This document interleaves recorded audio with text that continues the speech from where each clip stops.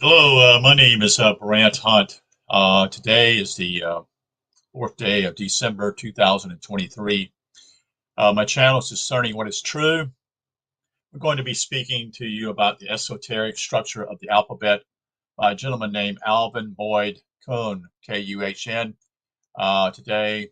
And so let's get into the reading of this particular book. A reason why I read these books simply is for those that can have listening skills, so to speak, to hear what is being said. I don't think it's good to always read from the original source, so to speak. So this is the original source from his particular book. This book was written, I think, in the 19. Let's see if I can find the time frame here. He's written many books. In fact, actually, what I'll tell you is, um, God built the universe on numbers. Pythagoras quote. God built the universe on the letters of the alphabet by the Zohar. And so some of the books that he has written are here to do with what I would call the Ark and the mighty symbol of the horizon, nature as symbol, the rebellion of the angels, the true meaning of Genesis, the law of the two truths as sixes and sevens, Adam old and new, the real and the actual, immortality, yes, but how?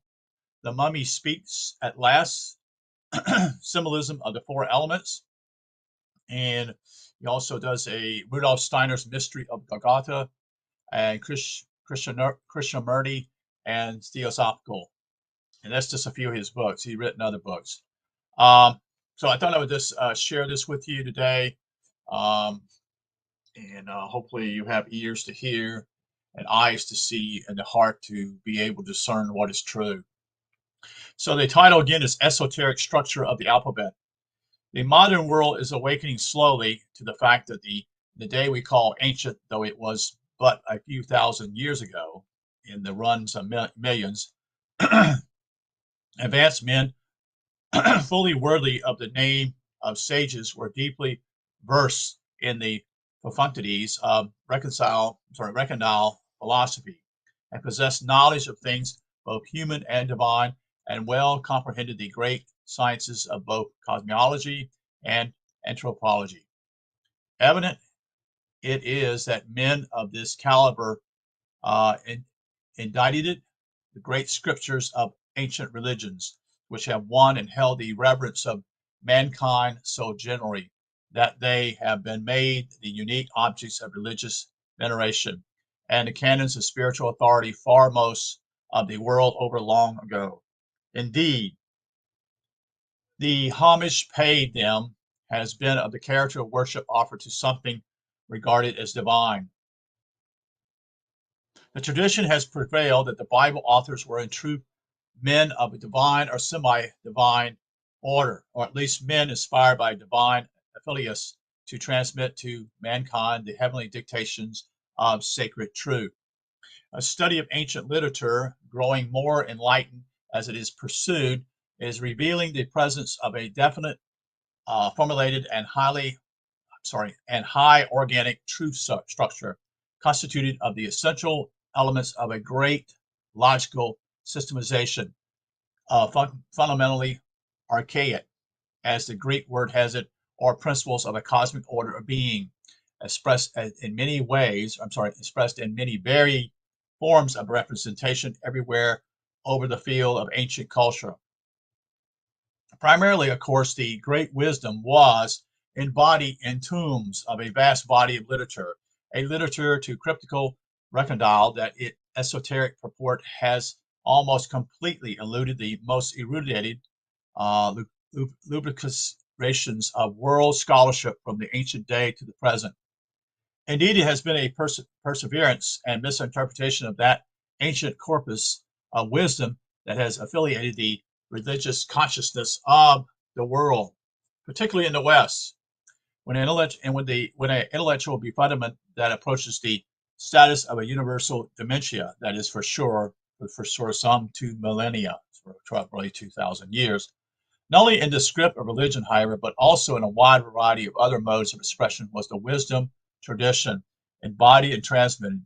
It is found, but always in a subtle form of crypticism, a feature that has bewildered and befogged all later conclusions of investigators in ancient art, in architectural, in myth making, in sacred society rituals, dramatic scenarios, music, mathematics, anthropology, science that is, logic, rhetoric, philosophy, astronomy, semantics, psychology, festival ordinance, social ceremonies, and throughout the warp and woof of life generally.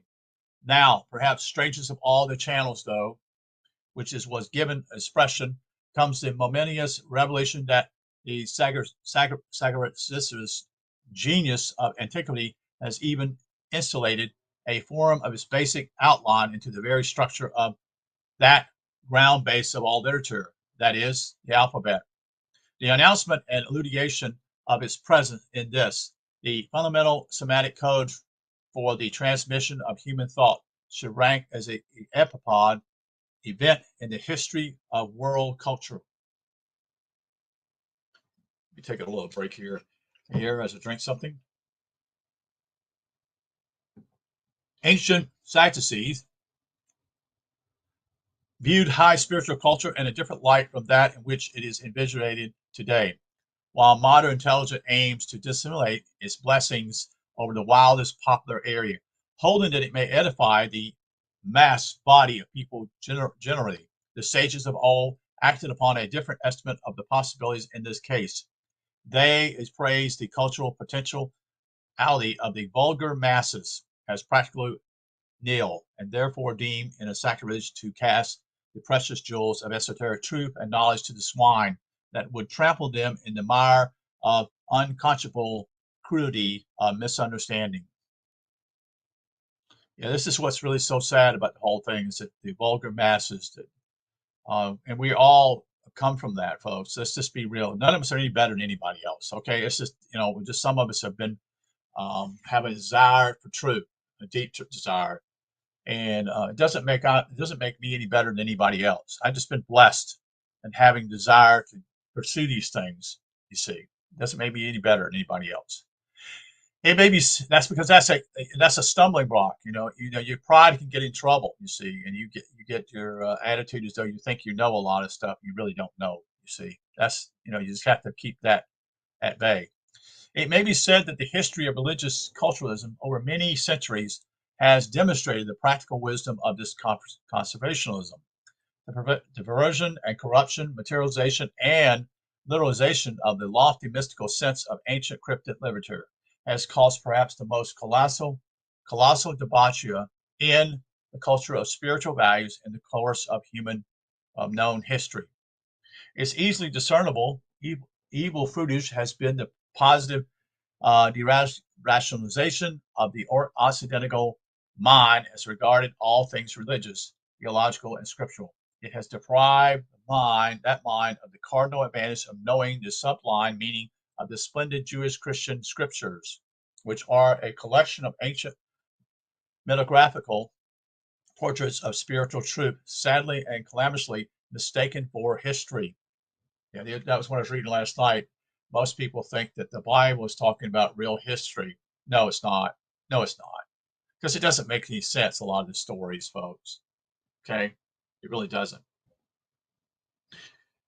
Not only were the sages constrained to adopt material of cryptology of various forms to safeguard precious cosmic and anthropogenic truth from desecration by the rabble, but they employed a technique which found its basic authenticity in nature itself, as the world below is a mundane reflection and a copy of an overshadowing world of spiritual truth. They strove to portray the structural forms of that higher truth by representing it unless under the forms of its counterparts everywhere existed in the natural world. Even supposedly history was oriented in the form of archetype ideologies, that is, but everywhere in drama, ritual, and choral dance, festival institutions, and in language, the astute formulators aim to incorporate their figures of fundamental archaic A great structure compounded of the elements of the cosmic logic of creation was enwrought into the pattern of all these modes of human cultural expression. Finally, if not perhaps initiated, its structural design was woven into the formation of the alphabet. If this cryptic organic form was the structural principle determining the arrangement of the alphabet, it must be seen to have made its significant definite basis in all literature. Thus, the words themselves carrying the elements of the original letter components would constantly represent the forms of archaic thought, which as symbols they portray, so that in reconstructing the hidden outlines of meaning from his alphabet, we are piercing to the heart's core of the most recondite connotations of all literature.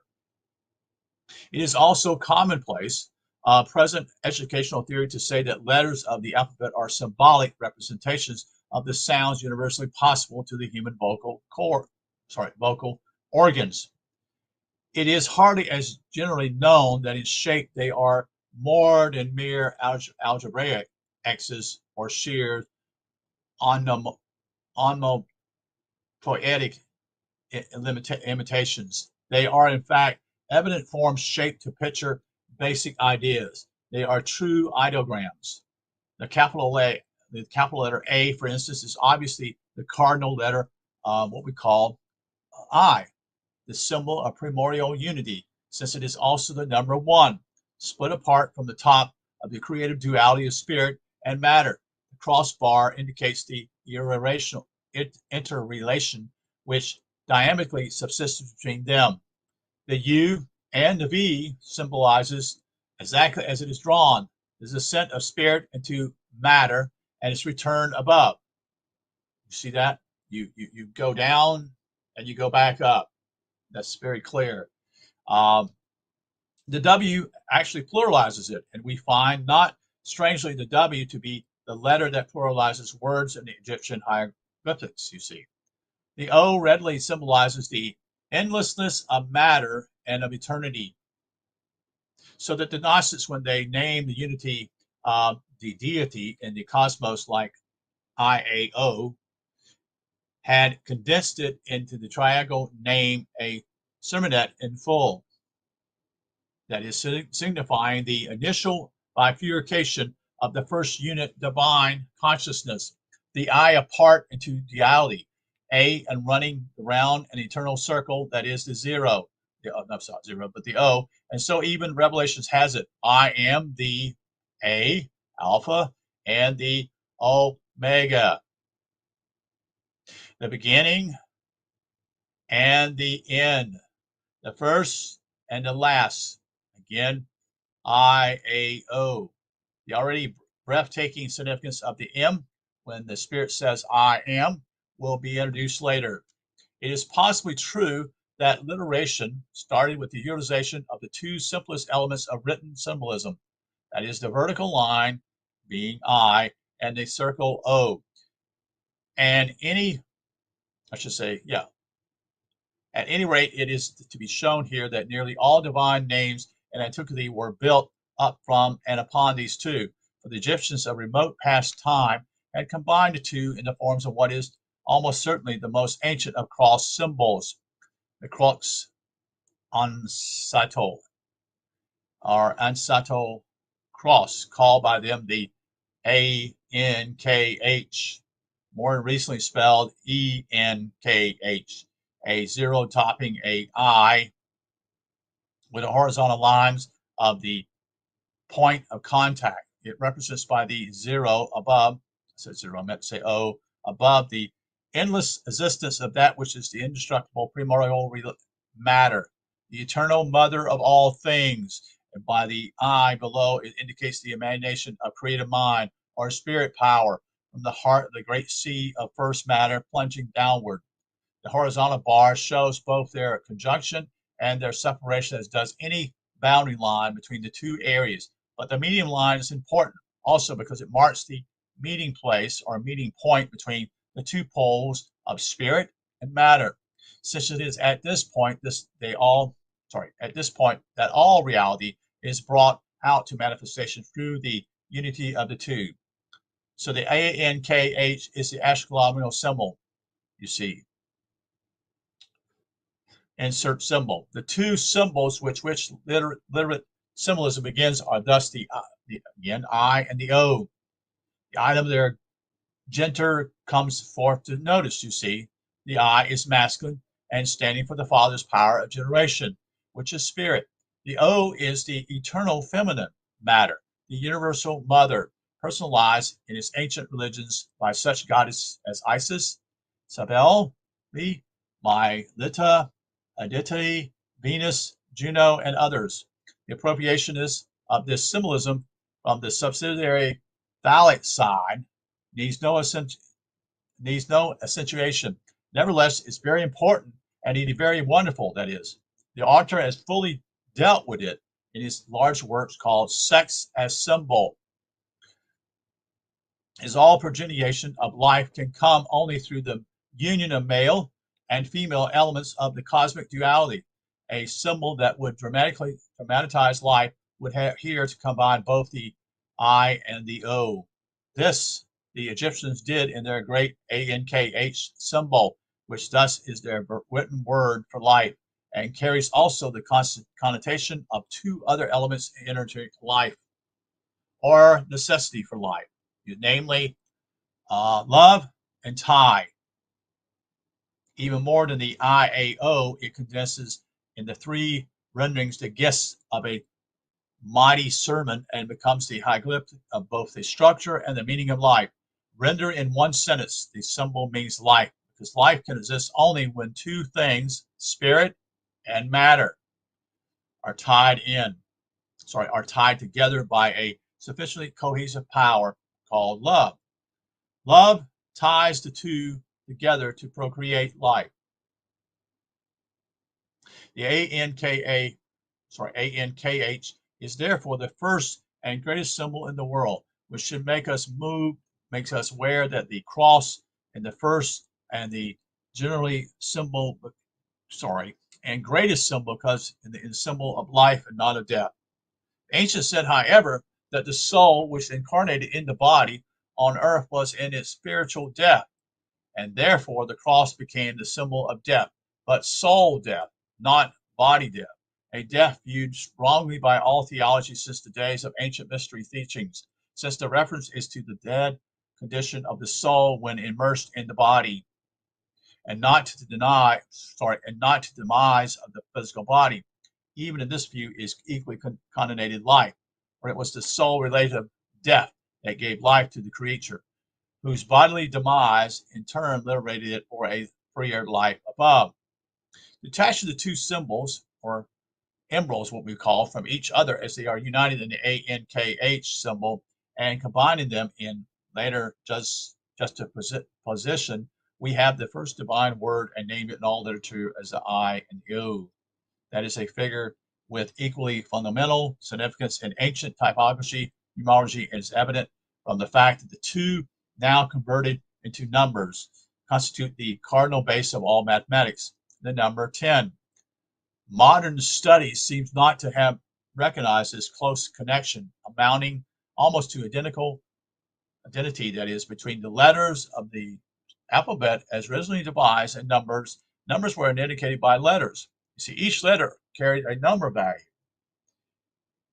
Hence, words were composed of those alphabetical units that would together express the idea, a mental value, but as well a numerical value. As far as the scriptures are concerned, even whole sentences were constructed to total a number quality. As Pythagoras had said, God geometricized in creating the world. He built the universe on number. Such esoteric works as the Zohar, Zohar, of ancient Jewish Kabbalist literature reveal clearly also that the deity formed the creation by means of the letters of the alphabet. This can have some sense. This can have sense only on the prediction that as accepting to the scriptures, he spake, and the words formed together in order under the vibrative impact of the letter tones of his voice. Every letter sound of the creative reverberance becomes a constituted element in the cosmic framework. Every letter expressed or in fact constitutes a principle or fundamental part of universal structure. Perhaps this is one of the greatest keys to our recovery of the cryptic purpose of ancient writing.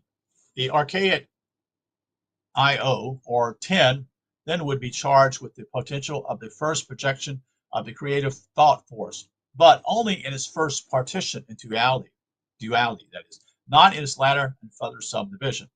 In the expression of the prime triplicity, it was the IAO which became IAH and JAH, and is still further differential towards endless multiplicity of the quaternary stage brought it to the form of the great tetragrammaton.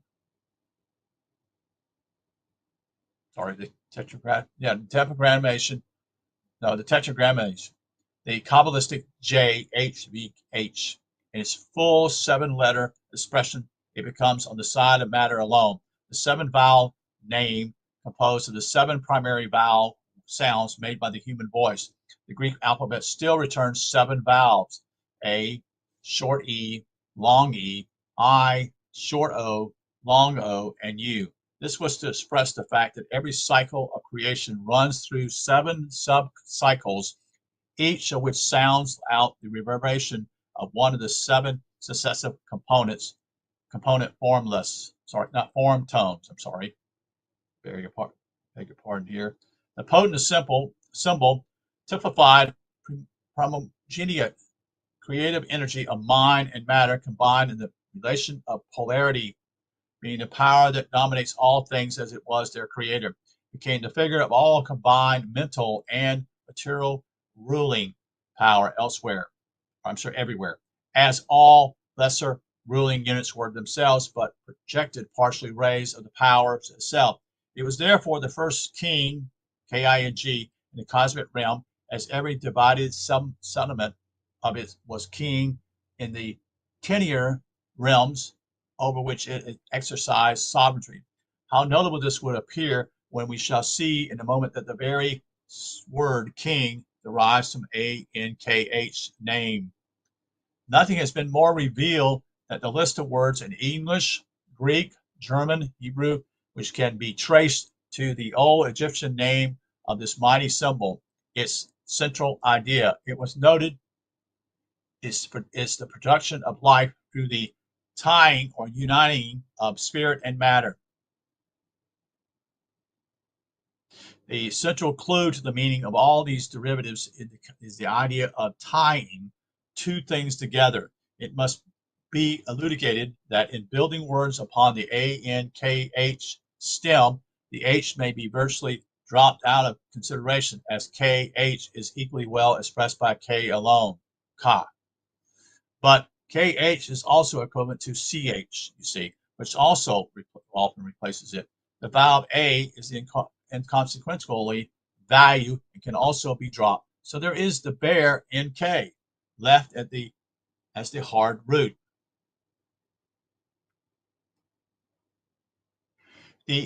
Hold on a second here. The next matter to be noted in that is letter philosophical uses. It was intermaterial whether it was written NK or KN. And in Greek, the NK, KN became NG/GN, a significant item.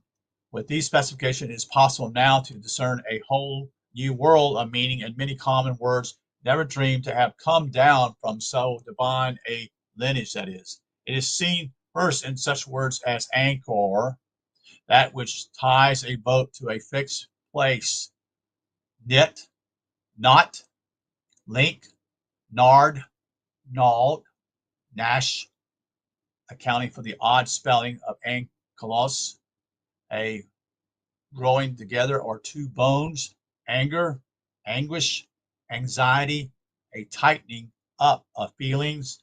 But most interesting, it seems to have given name to at least 4 joints or hinge points. That is, hinge itself seems to be another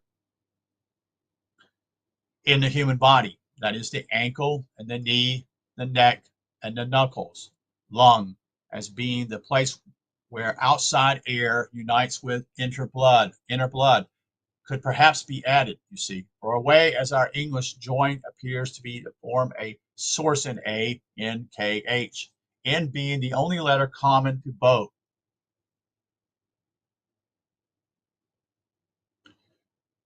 It is certainly directed from it after all, for A-N-K-H was the root of the Latin junco, to join. N-K became N-G, that is through the Greek. From this we get junction, adjunct, juncture, conjunction, from the Latin past participle form of junco, J-U-N-G-O, or jaundice. But in coming into English through the French, all these words were smoothed down to join or joint, and this carries so far into English as to give us finally union, which is really junction in its primal form. You see, the whole idea when you get a junction, you're thinking about this in a junction, so to speak, or union, this whole idea of the cross. When even the N dropping out, we have yoke, that which ties two oxens together. And in Sanskrit, it comes out to as what we call yoga, which in reality stands for yana, yongi, meaning union. The English present participle ending in ing as well as the prefix con, C-O-N, meaning with or together, likely comes from, again, A-N-K-H for the ing connotates a continuum of things moving on together, like coming. You come and coming. You see, moving. These are just it's just a continual process. When you say come, it's in present, but if you say future tense, like I would say coming. I think that's right. Might be wrong in the future tense. Anyway, therefore, all three parts of the word connecting, that is connecting, would be from the ancient word. So it's three particular areas, what we call con, nect, and ing. A most common word is called thing. Likewise comes from A-N-K-H, as a thing is that which is created by the union of spirit and matter, a divine conception and atomic substance. Next comes one that carries impressive significance in the study. The common verb to know, K-N-O-W, in Greek is nosko. German kennet, K-E-N-N-E-N, and in English kent. What constitutes the knowing act? The joining together of two things consciously and an object of consciousness. There must be something apart from consciousness to be known. So Greeks call knowledge the gnosis, the Greek verb meaning to be gignome, also has gn as a token that existence in the tent and the result of the anchoring together of spirit and matter.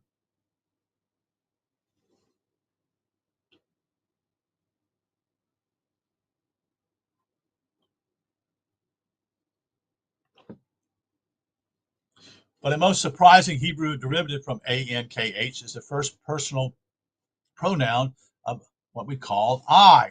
It is, in fact, the A-N-K-H itself, unchanged except for the inconsequential insertion of two minor vowels, O and I, making it Anoki, A-N-O-K-A-H-I, Anoki. This is amazing significance since it reveals the identity of the innermost soul being a man, the I ego, with the primal cosmic mind. That consciousness in man, which enables him to think and say I, is indeed a unit element of that same cosmic mind. In the I consciousness of a creature, that what we call the central creative mind energy of the universe is nucleic in unity. And as the ruler of all life in every domain, it is in that function and capacity the king of life. That power which knows things is verily creative, is verily creation, what we call king. And also then it must be the power that thinks. Gerald Massey, great scholar of ancient occult knowledge, connects in kindred significance think and thing. A thing being that which has been thought by some mind. The I, as the king of consciousness, both thinks and knows. The German has for king is Koenig, Koenig, the one who can, which in German is Kodaman, and the one who knows what is best. And what has the Greek for king? Astonishingly says Anax, which is equivalent to the spelling of Anax, Anaks. The Greeks for messenger, one who ties the sender with the recipient of a message, is anglos, from which is our word called angel. And messenger itself has the ng in it, you see. Where two lines meet, we have a angle, a nook, suggests something in the ANKH meaning. Perhaps hundreds more words might be traced from the venerable but most significant origins of the ANKH, and the words themselves help us establish the fundamental elements in the composition and structure of the great ancient knowledge so well called the Gnosis. The letter I as the spiritual masculine first half of the great IO symbol must be examined more closely. It is in the alphabet and its language the symbol of the divine mind principle. It is the king of all being, knowing and determining, ordering and acting.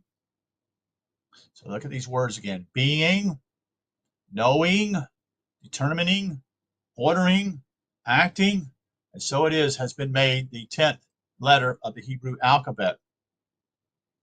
You see, the king number, both 1 and 10 of any multiple thereof, and therefore has for its meaning the word God itself. In Hebrew, name is Yod, or Yod, and means the hand of God. An hieroglyphic representation is that of the tongue of a candle flame, bent as it would be momentarily if blown upon by a gentle puff of the breath. This is to indicate the breathing of God upon the latent creative fires of atomic energy to blow them up to create heat. It's suggested in Genesis when it was said that God brooded over the great deep. Water is the symbol of matter, as matter is the cosmos, and water on the earth are the common universe's mothers of life. And matter contains the latent atomic fire which creates all. God blows upon this latent fire to inflame it for creative work. This is indicated in the bent candle flame of what we call the Yod, Y-O-D, or the Hebrew Yod. 10 is esoteric called the perfect number, in the highest possible sense, in the number that rounds out or perfects a cycle of creation. And it does this through the interrelation of the eternal upper triad of non-mental creative forces, cosmic spirit spirit-soul-mind, with this septonate of lower physical energies as ancient representative in the great system of Egyptian gnosis, and faithfully reproduces to the 10 holy sepulchres of the early Jewish Kabbalah, I should say. The Yod, then stands for the divine creative fire that is the deployment as a decade of power, forges the worlds into the shape prefigured in the divine mind.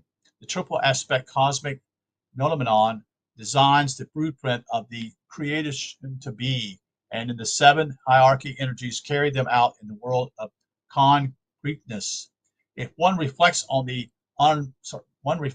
remarkably physical phenomenon of a ray of white light passing through a triadic glass prism and casting the refractal rays upon a screen in the 7 colors of the spectrum, one would have an indestructible analog of the number basis of the creation. Revelation symbolizes, or symbolism, evidence it represents is as the beast with 7 heads and 10 horns. The 3 horns in excess of the number of heads being presumably in the invisible, non-mental worlds, the heavens of pure thought. Committed with the IO, or primacy in symbolism, runs a variant representation which depletes successive stages in the creative process. It begins with the symbol of intricate matter, that is, the O, as representing the primordial, inorganic, homogeneous, or the unity and eternity of life in its unmanifested state. It in fact typifies what to us stands as empty space. It is empty to us, that is, as exhibiting absolutely nothing in visible, palatable form. The world was without form and void, but to the cosmic consciousness, it is doubtless not empty, you see, since it is filled with substance apperceptible to that consciousness. What it seems to us is best depicted by the empty circle.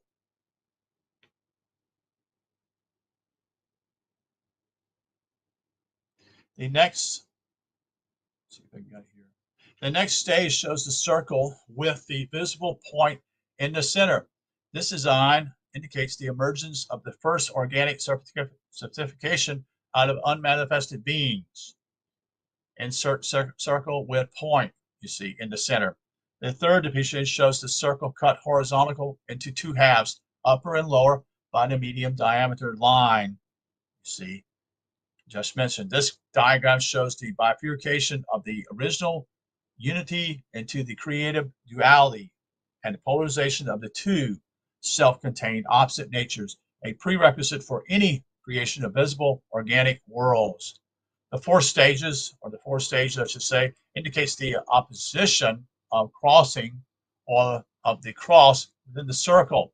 The vertical line standing for the spirit force and the horizontal for the physical. Lifting the cross out of the circle, we have in it a simpler form, or simplest form, and since life can add increase into itself only by this crossing of spirit and matter, the cross becomes the sign of addition, the plus sign. The fifth stage has some configuration also, but as it were, turned 1/8 on its axis, giving the X within the circle.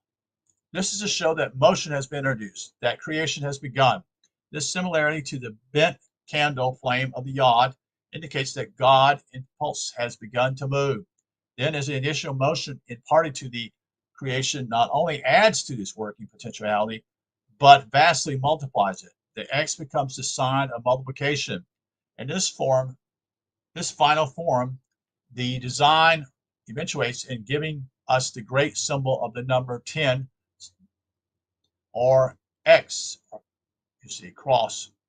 And then we take the X out of the eternal encirclement of the absolute existence, and by the beginning of the movement that this emerges in, it indicates and places the two great symbols side by side.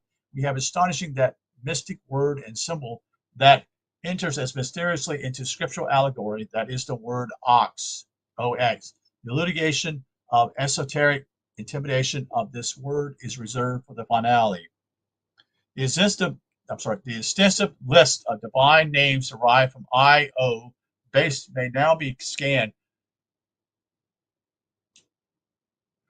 Io is itself the name of one of the goddesses with whom we call Zeus, king of the gods of the Greek pantheon. Enter into a escapable that is esoterically sounds less honorable than would be expected of divine royalty, but as paramount of the supreme God, she would stand in the role of the great mother of life, like Sabeli, Isis, and the rest. The Io character occurs in other mythologies also. However,